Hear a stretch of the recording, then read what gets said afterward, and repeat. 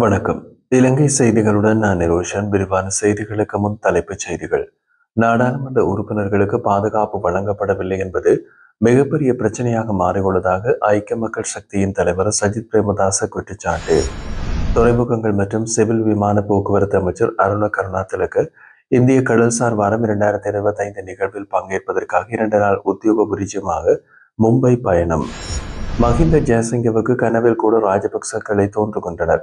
அதனால்தான் அவர் அடிக்கடி ராஜபக்சக்களை பற்றி பேசுகின்றார் என்று நாடாளுமன்ற உறுப்பினர் நாமல் ராஜபக்ச தெரிவிப்பு.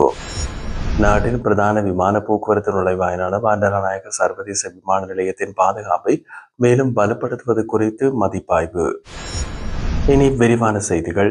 நாடாளுமன்ற உறுப்பினர்களுக்கு தேவையான பாதுகாப்பு வழங்கப்படவில்லை என்பது மிகப்பெரிய பிரச்சனையாக மாறியுள்ளதாக ஐக்கிய மக்கள் சக்தியின் தலைவர் மற்றும் எதிர்க்கட்சி தலைவர் சஜித் பிரேமதாச நாடாளுமன்றத்தில் குற்றம் சாட்டினார்.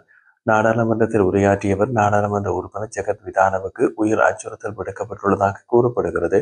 இதேபோல் வெலிகம் பிரதேச சபை தலைவர் காவல்துறையிடம் பாதுகாப்பு கோரிக்கை விடுத்திருந்த போதும் தேவையான நடவடிக்கை எடுக்கப்படாததால் அவர் சுட்டுக் கொல்லப்பட்டார். அவர் மேலும் கூறுகையில், இப்போது நாடாளுமன்றத்தில் உள்ள எதிர்க்கட்சியினருக்கும் பாதுகாப்பு இல்லை. பலர் இதே போன்ற அச்சுறுத்தல்களை எதிர்கொண்டு வருகின்றனர். இது சாதாரண விஷயம் அல்ல, நகைச்சுவை அல்ல. ஒருவர் கொல்லப்பட்டபின் வருந்துவதால் பயனில்லை. வெலிகம சம்பவத்திலிருந்து அரசாங்கம் பாடம் கற்றுக்கொள்ள வேண்டும் என்று சஜித் பிரேமதாச வலியுறுத்தினார். துறைமுகங்கள் மற்றும் சிவில் விமான போக்குவரத்து அமைச்சர் அருண கருணாதிலக்க இந்திய கடல்சார் வாரம் 2025 நிகழ்வில் பங்கேற்பதற்காக வருகின்ற 27ஆம் தேதி திங்கட்கிழமை 2 நாள் உத்தியோகபூர்வ விஜயமாக மும்பை செல்கிறார். இந்தியாவின் துறைமுகங்கள், கப்பல் மற்றும் நீர்வழிகள் அமைச்சகம் ஏற்பாடு செய்துள்ள இந்த நிகழ்வு மும்பை கண்காட்சி மையத்தில் நடைபெற உள்ளது. இதில் துறைமுக உள்கட்டமைப்பு தளவாடங்கள் மற்றும் நிலையான கடல்சார் வளர்ச்சி தொடர்பான சமீபத்திய முன்னேற்றங்களை பற்றி விவாதிக்க உலகளாவிய கடல்சார் தலைவர்கள், தொழில்துறை பிரதிநிதிகள் மற்றும் கொள்கை வகுப்பாளர்கள் பங்கேற்க உள்ளனர்.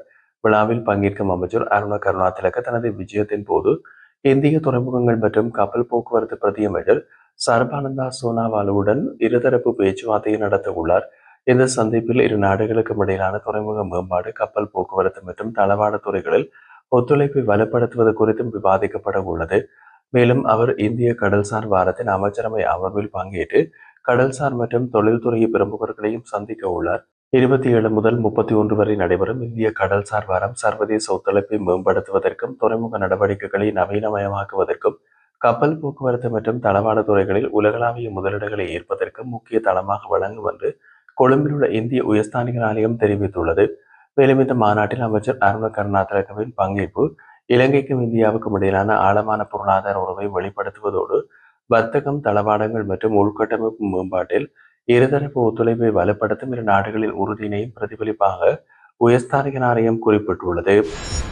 பாதாள உலக குழுக்கள் மற்றும் போதைப்பொருள் வர்த்தகத்துக்கு எதிராக அரசாங்கம் முன்னெடுத்து வரும் நடவடிக்கைகள் பாராட்டத்தக்கவை எனினும் அதனை காரணமாக கொண்டு பொது வழியில் இடம்பெறும் கொலை சம்பவங்களை நியாயப்படுத்துவதை ஏற்றுக்கொள்ள முடியாது என்று ஸ்ரீஸ்ரீ ஜனாதிபதி சட்டத்தரணி M.A. சுமந்திரன் தெரிவித்தார்.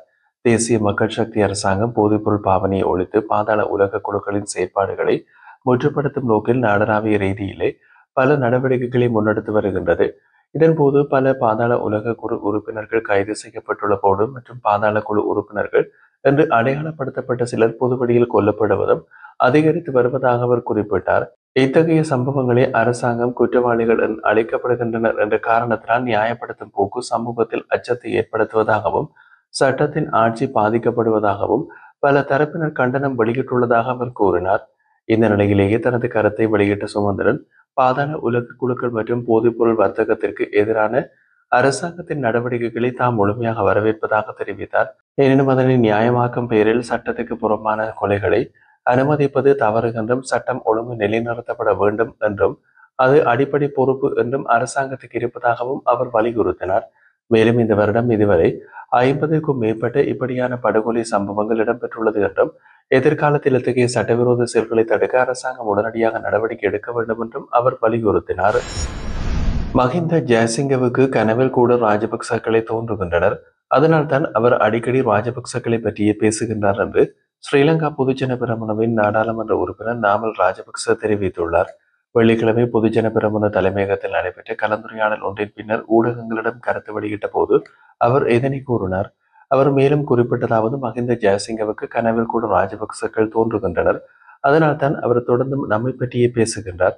எனினும் அவரின் அரசாங்கத்திலேயே நாமல் கருணாரத்ன என்ற ஒருவரும் உள்ளார் என்பதை அவர் நாமல் என்று கூறும்போது தமது கட்சியில் உள்ள நாமலை மறந்து என்னை நினைவு கூறுவது ஒரு விதத்தில் மகிழ்ச்சியே.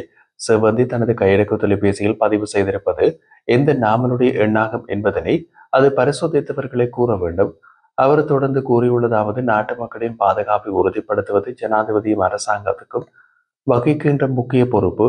ஜனாதிபதி நடைபயிற்சிக்கு செல்லும் போது கூட பாதுகாப்புடன் செல்கின்றார். அது நல்லது. ஆனால் அதே போல் பொதுமக்களும் அரசியல்வாதிகளும் பாதுகாப்பை உறுதிப்படுத்த வேண்டும்.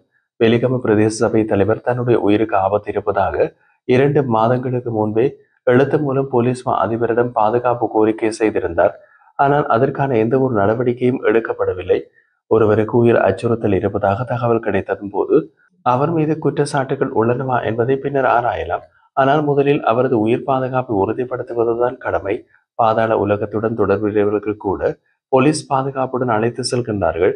அப்படி இருக்க மக்கள் வாக்கில் தெரிவு செய்யப்பட்ட பிரதிநிதி ஒருவரின் உயிர் அச்சுறுத்தலை எவ்வாறு போலீஸ் அதிபர் புறக்கணிக்க முடிகின்றது?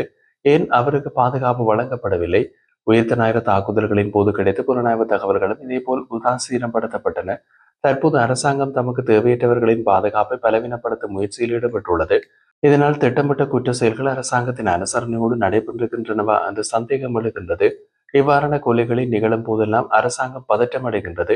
323 கொள்கலன்கள் விவகாரத்தில் முதலில் குற்றப்புலனாய்வு பிரிவில் முறைப்பாடு அளித்து டான் பிரியசாத் கொல்லப்பட்ட போதும் அரசாங்கத்தின் நடவடிக்கை இதே போலத்தான் இருந்தது. மரண விசாரணை அறிக்கை வெளியாக முன்பே ஒரு அமைச்சர் அந்த கொலை குறித்து கருத்து தெரிவித்தார். இப்போது லசந்த கொலையும் திட்டமிட்ட குற்ற செயல்களுடன் இணைத்து திசை திருப்ப முயற்சி செய்யப்படுகிறது என்று நாமல் ராஜபக்ச குற்றம் சாட்டினார். நாட்டின் பிரதான விமான போக்குவரத்து நுழைவாயிலான பண்டார்நாயக்கா சர்வதேச விமான நிலையத்தின் பாதுகாப்பை மேலும் பலப்படுத்துவது குறித்து மதிப்பாய்வு செய்யும் நோக்கில் விசேட உயர்மட்ட கூட்டம் ஒன்று நடைபெற்றுள்ளது. துறைமுகங்கள் மற்றும் விமான போக்குவரத்து பிரதி அமைச்சர் ஜனித்வான் கொடித்துவக்க மற்றும் பாதுகாப்பு செயலாளர் ஓய்வு பெற்ற ஏர்வைஸ் மார்ஷல் சம்பத் உயக்கொந்தா ஆகியோரின் இணைத்தலைமையில் இந்த கூட்டம் வியாழக்கிழமை கட்டுநாயக்கா பண்டார்நாயக்கா சர்வதேச விமான நிலைய வளாகத்தில் நடைபெற்றது. நிகழ்வில் உரையாற்றிய பாதுகாப்பு செயலாளர் பண்டார்நாயக்கா சர்வதேச விமான நிலையத்தின் உச்சநிலை பாதுகாப்பை நிலைநிறுத்துவது தேசிய பாதுகாப்பு, பொருளாதார முன்னேற்றம் மற்றும் சர்வதேச உறவுகளுக்கு பெரும் முக்கியத்துவம் வாய்ந்தது என்று வலியுறுத்தினார். விமான பயணிகள், விமான நிறுவன பணியாளர்கள், விமான நிலைய ஊழியர்கள் மற்றும் விமான நிலைய செயற்பாடுகளில் ஈடுபட்டுள்ள அனைவரின் பாதுகாப்பை உறுதி செய்வதும் அரசாங்கத்தின் முதன்மை பொறுப்பாகும் என்றும் அவர் குறிப்பிட்டார். அதேவேளை விமான நிலைய பாதுகாப்பை பேணுவதற்காக அனைத்து தொடர்புடைய பங்குதாரர்களுக்கும் வழங்கி வரும் அர்ப்பணிப்பை அவர் பாராட்டினார்.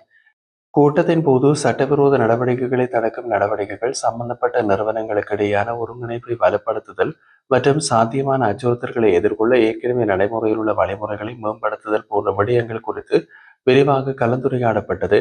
பங்குதாரர்கள் தங்களது அனுபவங்கள், சவால்கள் மற்றும் பரிந்துரைகளை பகிர்ந்து கொண்டதோடு தற்போதைய பாதுகாப்பு நடைமுறைகளை மேலும் செயல்திறனுடன் அமல்படுத்தும் வகையில் நடைமுறை தீர்வுகள் முன்வைக்கப்பட்டன. இதன்போது விமான நிலைய பாதுகாப்பு முகாமைத்துவத்தை மேம்படுத்தவும், அனைத்து நிறுவனங்களுக்கும் இடையிலான நெருக்கமான ஒத்துழைப்பை ஊக்குவிக்கவும் ஒருங்கிணைந்த தேசிய பாதுகாப்பு வழிமுறை உருவாக்குவது குறித்து ஒரு முடிவு எடுக்கப்பட்டது. கூட்டத்திற்கு பின்னர் பிரதி அமைச்சர் ஜனித்வான் கொடித்துவக்க மற்றும் பாதுகாப்பு செயலாளர் சம்பத் உயக்கொந்த ஆகியோர் பிற உயர் அதிகாரிகளோடு இணைந்து விமான நிலையங்களின் கண்காணிப்பு விஜயம் மேற்கொண்டு தற்போதைய பாதுகாப்பு நடவடிக்கைகள் குறித்தும் நேரடியாக ஆய்வு மேற்கொண்டனர்.